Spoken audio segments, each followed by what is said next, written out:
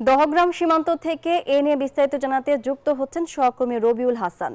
রবিউল, সীমান্তের সর্বশেষ কি খবর আছে আপনার কাছে জানাবেন।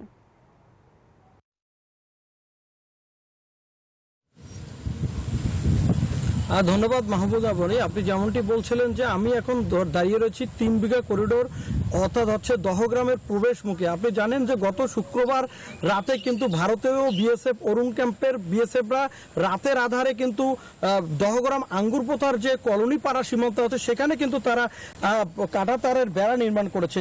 এ সময় কিন্তু বাংলাদেশি এবং বাংলাদেশের পক্ষ থেকে কিন্তু বিজিবি কোনো জানতে না পারে।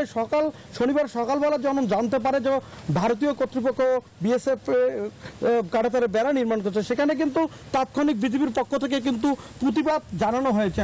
প্রতিবাদ জানানোর পরে কিন্তু তারা ভারতীয় বিএসএফরা কাজ অব্যাহত রাখার পর সেখানে কিন্তু তুমুল উত্তেজনা বিরাজ করছিল। তারপরে কিন্তু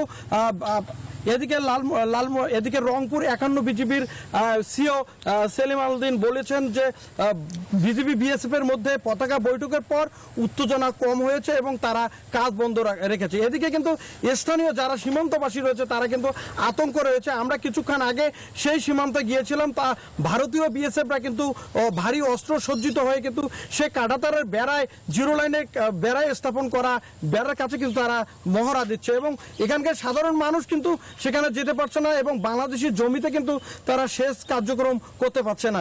এর মিলে কিন্তু উত্তেজনা বিরাজ করছে এবং মানুষের মাঝে কিন্তু এখনো আতঙ্ক কাটেনি। তো এই ছিল আমার কাছে সর্বশেষ। ফিরে যাচ্ছি স্টুডিওতে। রবিউল, আপনাকে ধন্যবাদ।